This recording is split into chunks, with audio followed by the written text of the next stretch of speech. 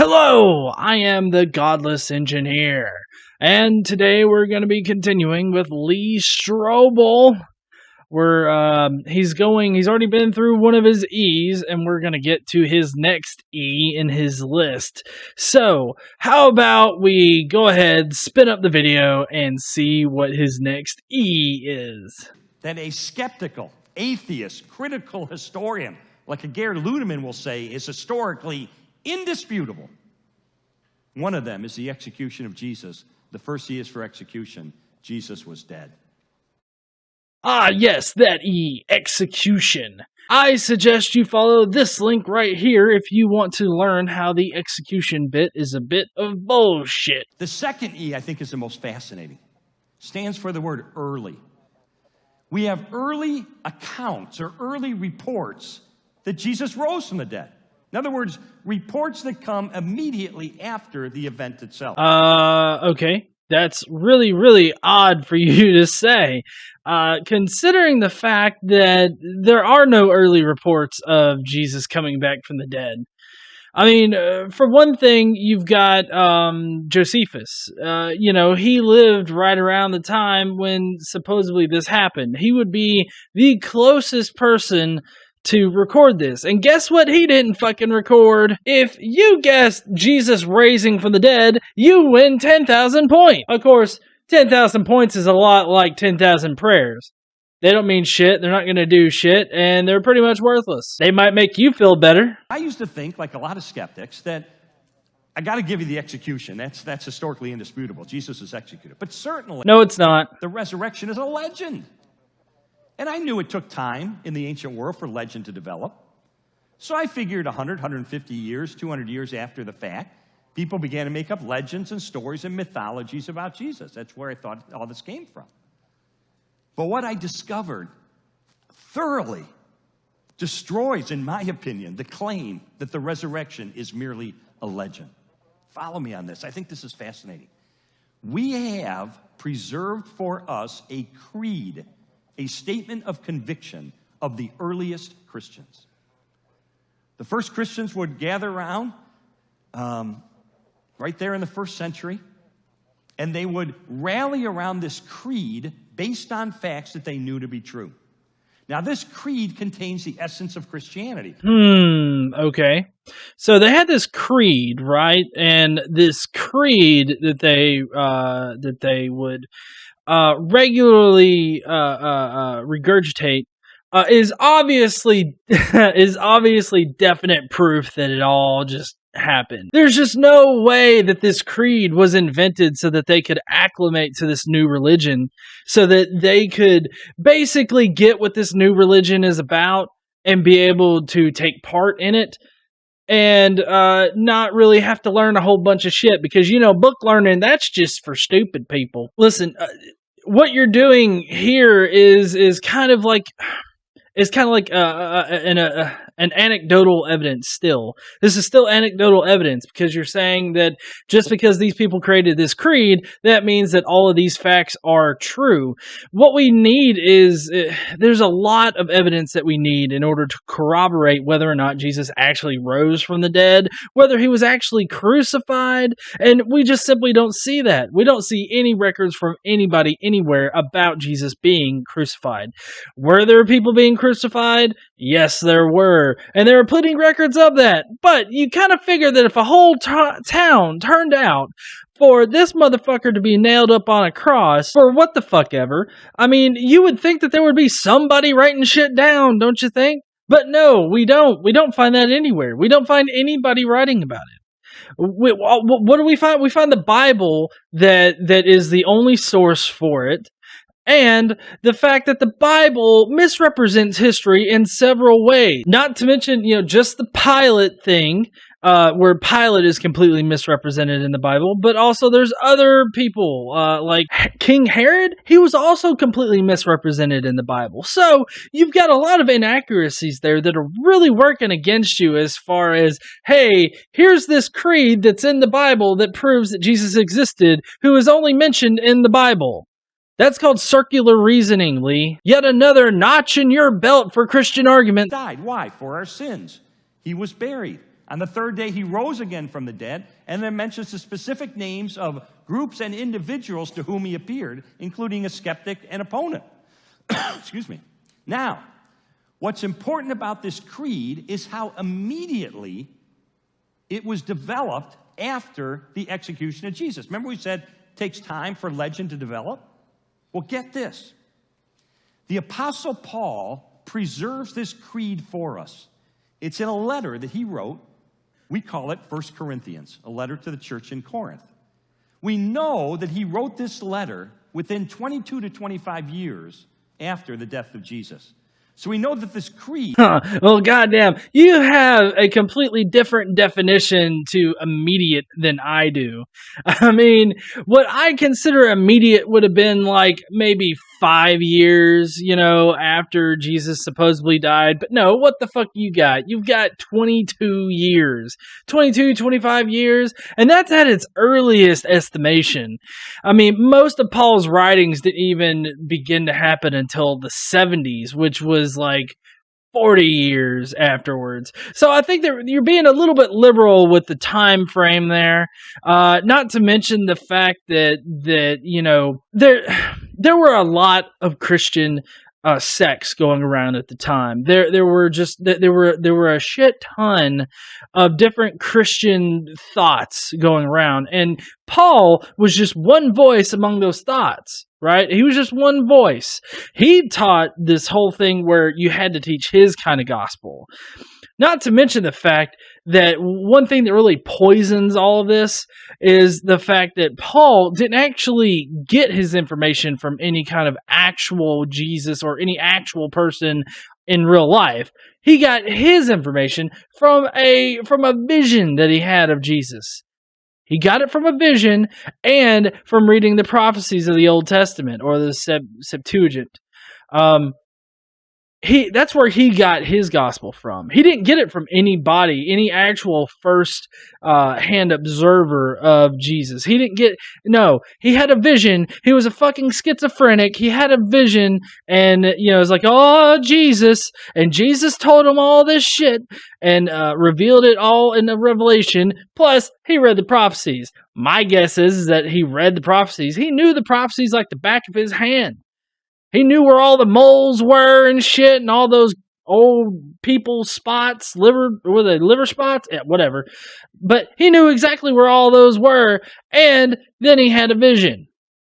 So tell me, what's more likely, huh? Where's the probability set at? This motherfucker had a vision of Jesus, and everything in that vision was exactly correct in history after he read these prophecies, and he knew what the Messiah was supposed to kind of act like and be like and everything. Is that more probable than the motherfucker didn't exist and this guy just made some shit up because everybody else was making shit up at the time? Which one's more probable? I think that it's more probable that he was making shit up along with a whole bunch of other people that were making shit up.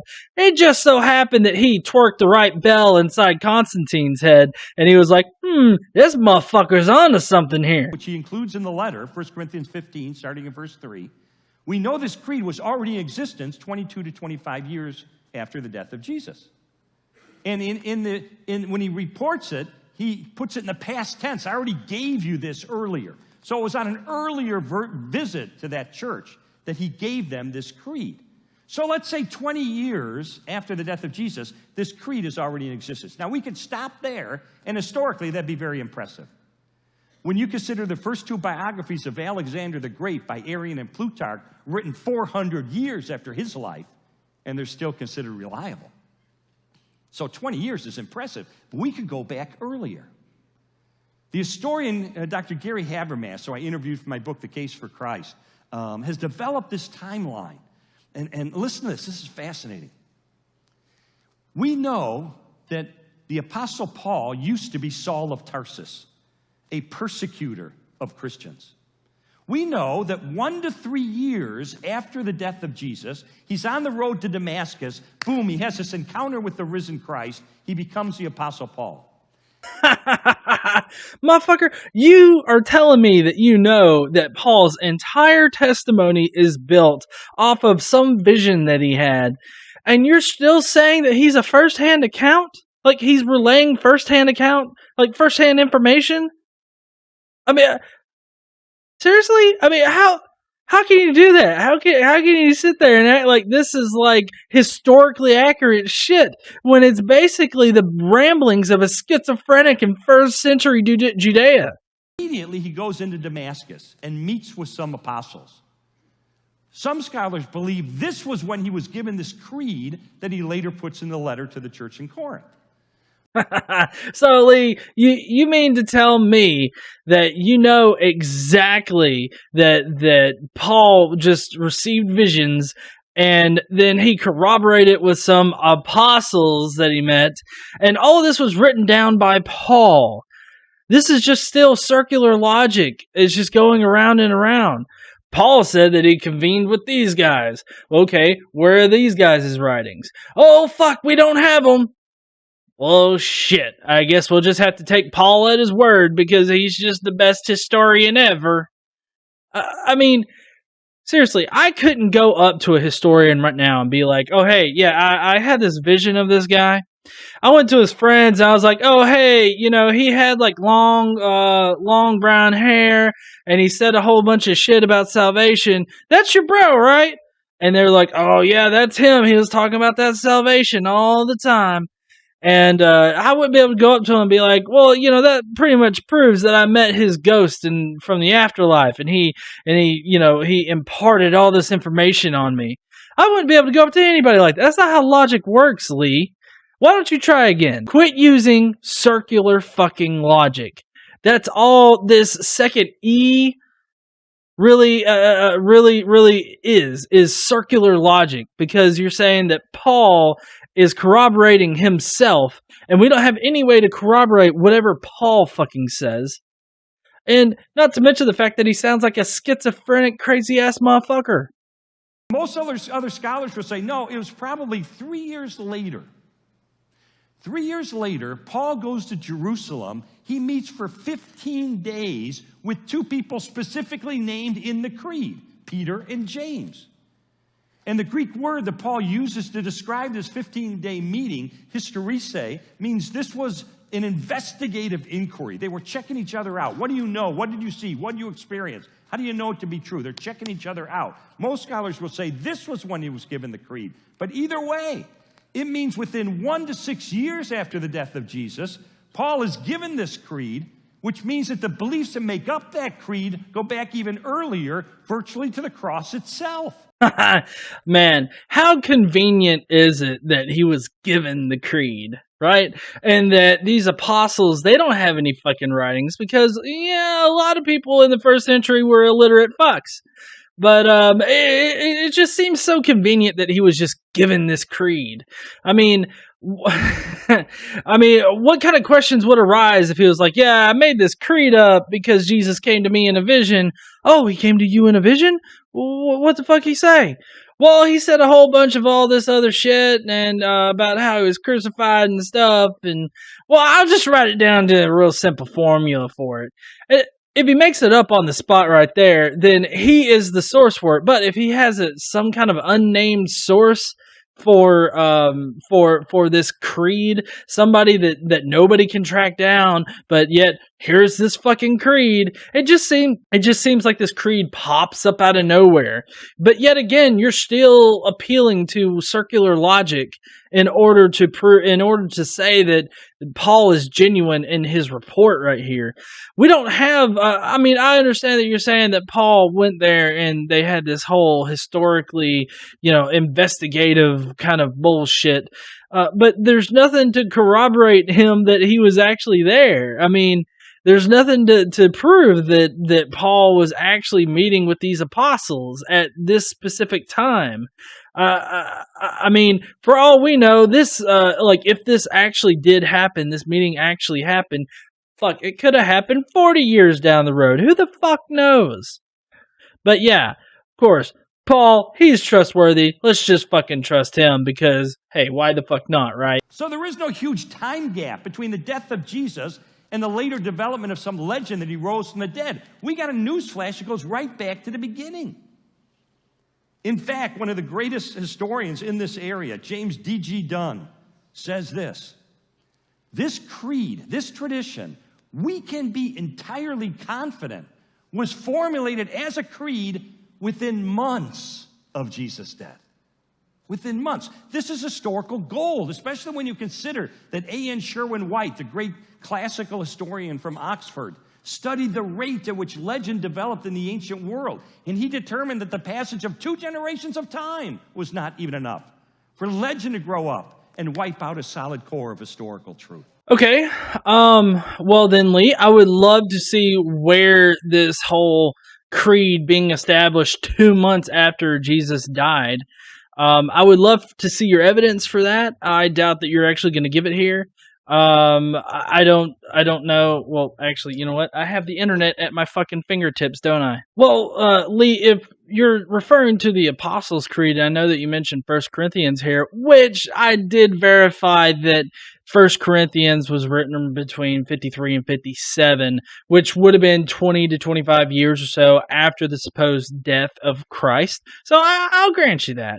But to say that the creed existed months after Jesus supposedly died, you would have to have some kind of evidence to say that it did, like some kind of written evidence or something that existed that would have referenced it in some kind of way. Like, we don't even have to have the exact words of the creed, just a mention of a creed or the creed. But you know what? We don't find any kind of mention of it until 1 Corinthians. And then there's also the Apostles' Creed. So there's the Nicene Creed. There's a lot of different creeds that were developed. And so you're not really separating this out from, just what was generally regarded as Christian beliefs. Like if you were to be a Christian, if you were to believe in the Christ, these are the things that would have had to have happened. These are the things that we would have to acknowledge about Jesus. And all of those things that you have to acknowledge about Jesus were already stated in the fucking Old Testament, in the Septuagint. They were already prophesized. It's not that hard to create that creed from it. All you had to do was put some simple puzzle pieces together. It's like one of those big motherfucking puzzle pieces that you get at Walmart that have about 10 pieces in it. And it's like, oh, I must be dumb as fuck not to be able to put this together. Hello, and thank you for joining me today for this video. If you will, go up top or down below for these other videos that you might find interesting. Don't forget to subscribe if this is your first time here, and also be sure to crush that like button before you head on out. If you would like to subscribe, go ahead and hit my fugly face.